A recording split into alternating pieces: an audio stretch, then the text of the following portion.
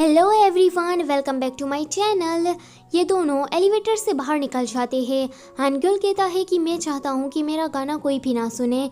तो वो कहती है कि क्या ये तुम्हारा गाना है, क्या तुम कोई कंपोज़र हो? तो वो कहता है कि नहीं, अभी तो मैं कुछ भी नहीं हूँ, और ये गाना ये तो बस मैंने ऐसे ही बना लिया था, ये एक कचरा है, तो प्लीज़ इसे तुम मत सुनो। सूरिम कहती है कि तुम्हारा गाना दूसरे सुने ना सुने, पर मैं ज़रूर सुनूंगी, क्योंकि जब से मैंने तुम्हारी आवाज़ को सुना है तब से लेकर आज तक मैं रात में ठीक तरह से सो भी नहीं पाती। तो प्लीज़ तुम ना इसे कचरा बोलना बंद कर दो। ये सीन यहीं पर ही कट होता है। हानग्योल अभी अपने घर में था। वो सोच रहा था कि आज भी मैं उसके पास से गाना डिलीट नहीं करवा पाया। अगले दिन सूरिम फिर से हानग्योल को मिलने के लिए एक जगह पर बुलाती है। सूरिम तो सुबह सुबह उस जगह पर पहुंच जाती है, पर हानग्योल नहीं आता। तो वो हानग्योल का इंतज़ार वहीं पर ही करने लगती है। उस स्ट्रीट में कोई गाना गा रहा था, तो उस अंकल के साथ सूरिम भी गाने लगती है। सूरिम को उस अंकल की कंपनी बहुत ही ज़्यादा अच्छी लगती है। जाते टाइम वो अंकल सूरिम से कहते हैं कि देखो, तुम यहाँ पर लड़के का इंतज़ार कर रही हो ना, पर मेरे हिसाब से अच्छे लड़के कभी भी किसी लड़की को इंतज़ार नहीं करवाते। आई होप कि तुम मेरी बात को समझ गई होगी। इतना कहते ही वो अंकल तो वहाँ से चले जाते हैं। वैसे वो अंकल और कोई नहीं पर हानग्योल के डैड है, और अभी के लिए सूरिम को ये बात पता नहीं है। अब यहाँ पर दिन से रात हो जाती है, पर हानग्योल नहीं आता। यहाँ हानग्योल को भी याद आता है कि उसे तो आज सूरिम से मिलने के लिए जाना था। तो वो उसे कॉल करके माफ़ी मांग लेता है, पर वो देखता है कि सूरिम तो उसके नीचे ही खड़ी है। तो ये देखकर वो जल्दी से छुप जाता है कि कहीं सूरिम उसे देख ना ले, पर सूरिम ने उसे देख लिया था।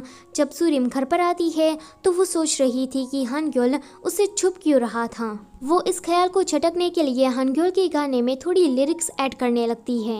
ऐसे ही दिन बीत रहे थे। उसने गाने में थोड़े चेंजेस करके पूरे गाने को बना लिया था। फिर वो जिनवू एंड सियोन से कहती है कि क्या तुम इस गाने को मेरे साथ प्ले करना चाहोगे? जिनवू तो गुस्सा करने लगता है कि उस गधे के गाने पर मैं तो परफॉर्मिंग नहीं करने वाला, और तुम उस गधे के पीछे इतनी पागल क्यों हो? वो उसे डांट रहा था। तो सियोन कहता है कि तुम उस पर कुछ ज़्यादा ही चिल्ला रहे हो। पर जिनवू का डांटना तो अभी तक ख़त्म नहीं होता। वो कहता है कि तुमने खाना स्किप किया इस गाने को बनाने के लिए। तुम्हारे लिए खाने से ज़रूरी ये क्या गाना है? क्या तुम सच में उस लड़के के लिए इतनी पागल हो? तुम क्या उसे इतनी बुरी तरीके से इम्प्रेस करना चाहती हो? सूरिम को ये बात बहुत ही ज़्यादा बुरी लग जाती है। वो रोते हुए वहाँ से चली जाती है। यहाँ पर क्रूड प्ले ने हानग्योल का गाना गाने से मना कर दिया था, क्योंकि उसके पास इतना समय ही नहीं था। सूरिम अपना फ़ोन वहीं पर ही छोड़कर चली गई थी। तो जिनवू उसके फ़ोन से हानग्योल को मैसेज करता है एंड मिलने के लिए बुलाता है। जिनवू ने हानग्योल को धमकाने के लिए बुलाया था, पर तभी ही वहाँ पर सूरिम आ जाती है, क्योंकि सूरिम को इस बात की भनक लग गई थी। वो कहती है कि जिनवू, तुम्हारा दिमाग ठिकाने पर तो है ना? सूरिम ने अभी स्कूल का यूनिफॉर्म पहना था। तो हानग्योल ये देखकर कहता है कि क्या तुम एक हाई स्कूल स्टूडेंट हो? तो जिनवू कहता है कि हाँ है। अब तुम्हें पता लग गया ना, तो तुम ना इससे दूर रहना। हानग्योल कहता है कि तुमने मुझसे झूठ बोला। तो सूरिम कहती है कि नहीं, मैंने तुमसे कोई झूठ नहीं बोला, बस मैंने अपनी एज को तुमसे छुपाया है। तुम हर बार मुझसे इस गाने की ही वजह से मिलने आए। तुमने कभी ये नहीं पूछा कि मेरी उम्र कितनी है, मेरा नाम क्या है। तुम्हें तो बस अपने गाने की ही पड़ी है। मुझे इस बात का पता लग गया था, इसलिए मैंने जानबूझकर ये बात तुमसे छुपाई। तो हानग्योल कहता है कि हाँ, मैंने तुमसे झूठ बोला, मैं तुम्हें कोई पसंद वगैरह नहीं करता हूँ, बल्कि इस गाने की ही वजह से मैं तुम्हारे पास आया। सूरिम कहती है कि तुम ऐसा क्यों नहीं चाहते कि तुम्हारा गाना कोई सुने? क्या तुम इतने ज़्यादा डरते हो? तो वो कहता है कि हाँ, मुझे नफ़रत है इस बात से कि कोई मेरा गाना सुने, तो प्लीज़ इस गाने को तुम जल्दी से डिलीट कर दो। तो वो कहती है कि हाँ, मैं कर दूँगी। सूरिम रोती हुए घर चली जाती है। यहाँ पर हानग्योल, वो तो काफ़ी ज़्यादा खुश हो रहा था कि फाइनली उसने गाना डिलीट करवा लिया। अगले दिन वो खुशी खुशी कंपनी जाता है, पर वो कंपनी के बाहर ही यूना एंड सीईओ चोय को किस करते हुए देख लेता है। अब हानग्योल का पारा तो हाई हो जाता है। वो सीधा जाकर सीईओ को पीटने लगता है। यूना उन दोनों को दूर करती है एंड हानग्योल से अकेले में बात करने के लिए जाती है। हानग्योल कहता है कि यूना, इसके बारे में तुम्हें मुझे क्या कोई सफाई नहीं देनी है? यूना कहती है कि मैं क्या बताऊँ, मुझे तुम्हें कुछ नहीं कहना है, चलो हम लोग ब्रेकअप कर लेते हैं। ये सुनकर हानग्योल यूना को समझाने की ट्राई करता है।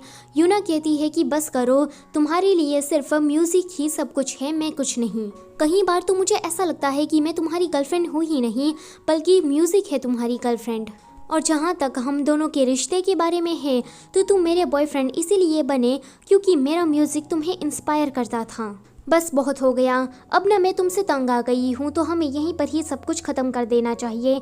हानग्योल कहता है कि रुक जाओ, माना कि मैं एक अच्छा बॉयफ्रेंड नहीं हूँ, पर क्रूड प्ले वो कोरिया का सबसे बड़ा फेमस ग्रुप है, तो मुझे उसके लिए गाने बनाने पड़ते हैं। अगर मैं क्रूड प्ले के लिए अच्छे अच्छे गाने नहीं बनाता तो वो धीरे धीरे करके डिफेम होता जाता। तो वो कहती है कि बस करो, अभी भी तुम्हें सिर्फ म्यूज़िक की ही पड़ी है, मुझे और एक लफ्ज़ तुम्हारे मुँह से नहीं सुनना है। यूना तो इतना कहते ही वहाँ से चली जाती है। उसके जाने के बाद सुरीम का उसे मैसेज आता है, वो उसे मिलने के लिए हान रिवर पर बुलाती है। जब हानग्योल वहाँ पर आता है तो सुरीम उसे कहती है कि मैंने अपने 2 दोस्तों के साथ इस गाने को फिर से प्ले किया है, ऊपर से मैंने इस गाने में थोड़े लिरिक्स भी ऐड किए हैं। ब्रेकअप होने की वजह से हानग्योल का दिमाग पहले से ही ठिकाने पर नहीं था, एंड जब वो ये सुनता है तो वो सुरीम पर भड़क जाता है। वो कहता है कि तुमने मेरा गाना अपने दोस्तों को भी सुनवा दिया, तुम्हारी हिम्मत भी कैसे हुई, किस हक से तुमने ये किया। तो सुरीम कहती है कि सॉरी। तो वो कहता है कि तुम्हें क्या लगा कि अगर मैं तुम्हारा गाना सुनूंगा तो मुझे तुमसे प्यार हो जाएगा? तुम मेरे बारे में जानती ही क्या हो, तुम मुझसे प्यार करती हो, इसका मतलब ये नहीं है कि तुम हमेशा ही मेरे पीछे पड़ी रहोगी और तुम ना अपनी इस स्ट्रॉबेरी दुनिया से बाहर निकलो। सूरी मुझसे कहती है कि पर मेरी फीलिंग्स तुम्हारे लिए सिंसियर थी। इतना कहते ही वो चली जाती है। हानग्योल घर वापस आ जाता है, पर अब फिर वो सुरीम का गाना सुनने लगता है। जब वो सुरीम की आवाज़ को सुनता है तो वो उसे काफ़ी ज़्यादा अच्छी लगती है। इस गाने को सुनकर वो थोड़ा इमोशनल हो जाता है क्योंकि ये गाना उसने यूना के लिए बनाया था। पर जब उसे यूना के धोखे के बारे में याद आता है तो वो इस गाने को नहीं सुनता एंड सब कुछ बिखेर देता है। दूसरी तरफ सुरीम भी अपने दर्द को भुलाने के लिए गाना गा रही थी। यहाँ पर हानग्योल उसके दिमाग से सुरीम की आवाज़ जा ही नहीं रही थी, तो वो गाना गाता है, अलग अलग म्यूज़िक सुनता है, पर फिर भी उसके मन से सुरीम की आवाज़ नहीं जा रही थी। तो वो डिसाइड करता है कि वो ये गाना फिर से सुन लेगा। एंड जब वो दूसरी बार सुरीम की आवाज़ सुनता है तो वो डिसाइड कर लेता है कि उसे अपने इस गाने के लिए सुरीम ही चाहिए। वो सुरीम को कॉल करने की ट्राई करता है, पर सुरीम का फ़ोन टूट गया था, जिस वजह से कॉल नहीं लग रहा था। फिर उसे यूनिफॉर्म के बारे में याद आता है, तो वो स्कूल यूनिफॉर्म नेट पर सर्च करता है एंड उसे सुरीम के स्कूल के बारे में पता लग जाता है। तो वो सीधा भागकर उसे मिलने के लिए जाता है। स्कूल में सुरीम विंडो साफ कर रही थी, तो वो ऊपर से ही नीचे देख लेती है कि हानग्योल आया है। हानग्योल को आता हुआ देखकर वो खुशी के मारे उसे मिलने के लिए चली जाती है। हानग्योल उसे कहता है कि मैंने डिसाइड किया है कि मेरे इस गाने के लिए तुम ही परफेक्ट हो। तभी ही वहाँ पर बारिश होने लगती है, तो ये दोनों टेलीफोन बूथ में चले जाते हैं। हानग्योल को अपने इतना करीब देखकर सुरीम वहाँ से जाने वाली थी, पर हानग्योल उसे रोक देता है। वो कहता है कि जब से मैंने तुम्हारी आवाज़ सुनी है तब से ही मुझे ऐसा लग रहा है कि मेरा दिल एक्सप्लोड हो जाएगा।